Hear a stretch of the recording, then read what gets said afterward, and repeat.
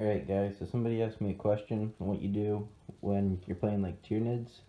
I didn't really go into it, I kind of minorly covered it with the Thousand Sun Sangors. So yeah, he asked about Tyranids and Orcs. So Tyranids are pretty fast moving, these guys move like 8 inches. What really makes them scary is these guys can reroll failed charge rolls. So I'm going to say they can usually charge between 7 and 9 inches based off of a reroll. And these guys only have a 6-inch move, but these guys are really scary from playing Gene Stealer Colts, which can bring them. So this will also apply to them, and they're also toughness 4, which is not fun for you. Now, if you're playing against Tyranids and Elites, they're probably going to be taking Kraken, which lets them charge you if you fall back. So basically, turn starts like this. You have the initiative, you fall back, so that way you can shoot all your guns at him, and then it becomes his movement turn, and he just comes back in combat. Now, because you don't really like Comic-Con conventions when you're claustrophobic, we're gonna take a look at some counter tactics with Horde melee armies and what you can do to prevent yourself from getting smashed.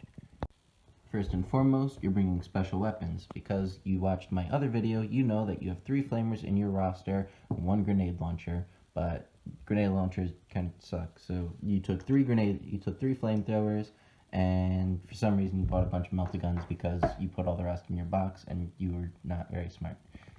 There's some astonishing miracle in Arena, all of your opponents are going to be charging you down a hallway. Now, whenever you're trying to set your guys up, you're always supposed to have your flamers in front, because when they charge you within 8 inches, they have to declare charge against the flamer in order to get to your good guys and your stupid melta-guns, and so they're going to get auto hit as long as they're within 8 inches. If they're out of sight, you're kind of screwed unless if you're playing Arena, but that costs you a command point every time, so if they have at least 3 guys, you're a little bit screwed. Problem with that is the opponent's going to say, what strength is that flamer? Oh, this termagant's only toughness 3. So he'll die really easily to that, and all 3 of these guys are going to get killed by the flamer one at a time, especially since there's 2 of them, so you're hitting 3 to 8 shots on average. So then they're like, oh, well, I have this Gene Stealer, which is toughness 4. So I'm going to put him in front, so it's a lot harder to kill him, because he has like a 4+ save, that has no AP, and only half the shots are going to wound him, and if only half, like let's say 4 shots wound, he's going to save about half, so then he's only going to have 2 shots going through, it's only 1 damage, so there's only a 50-50 chance you're going to kill that guy. If he's got 2 of them, chances are at least one of them's going to get into close combat, and then the rest can just make it in.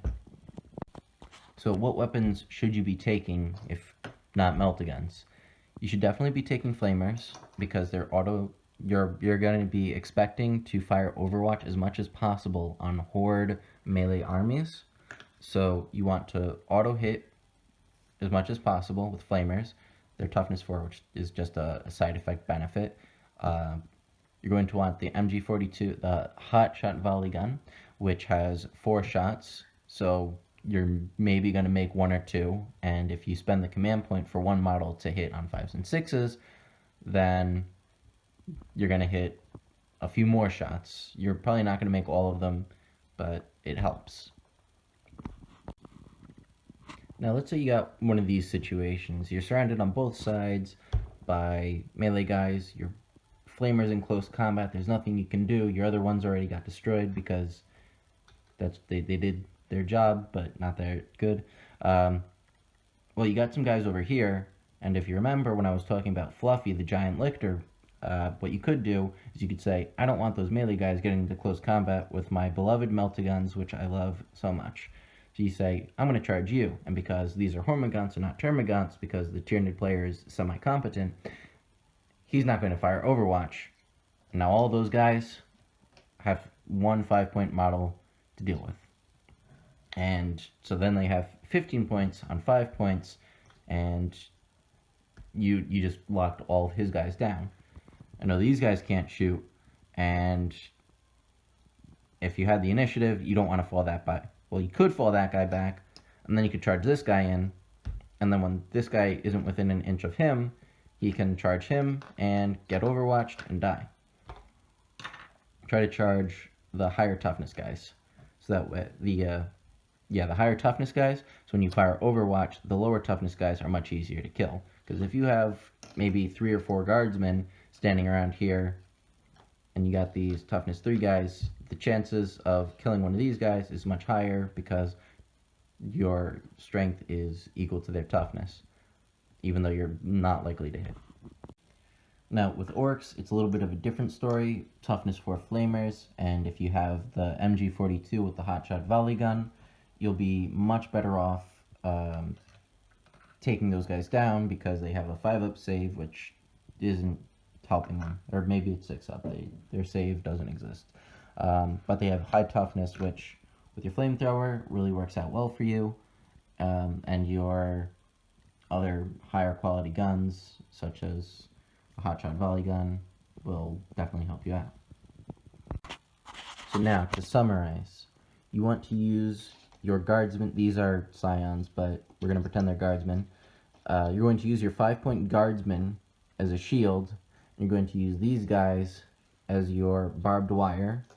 So when people charge, you want them to charge this guy, and when you charge, you're going to charge with these guys, and you're only going to send 1 to every few of them, because then they have to kill him. If he lives by some miraculous degree, then he's done more than his job entails.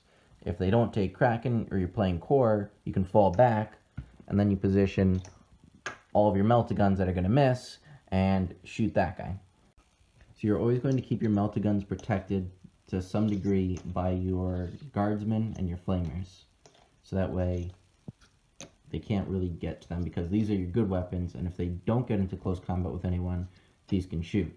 But since you're playing against a Horde army that's going into melee, 3 of your special weapons are already taken up by flamers, and then you're probably going to take 2 or 3 hotshot volley guns, depending on how you set up your scions, so most of your guys are going to have to be basic guardsmen. You can also charge your melee guy in, like the Tempester, or whatever else you've got, and fix bayonets, which will help you out. But mainly you're screening because you're trying to take board control and lock him down. You want to lock him down before he can lock you down, so you can choose where to take control, because this is an objective game, not a killing game, even though it's got kill in the name. While stuff's loading, just want to make a few comments about what's going to come up. I'm going to do Thousand Suns and Space Marines and Genestealer Colts tactics videos. I'm not sure if they're going to be as in-depth, but definitely going to do Thousand Suns fairly in-depth, as well as elites with that. Not so much commanders, as that's been declared non-competitive, and I've only played 3 games of commanders of all my factions. I might go into more big 40k competitive with Imperial Guard, and I know a little bit about Warcry. I only played a few games, and then I sold quite a bunch of my stuff. Probably not going to play any more Warcry if guys are interested in that. Sorry about that. But Kill Team's mainly my main thing. Then Necromunda as well, and big 40k.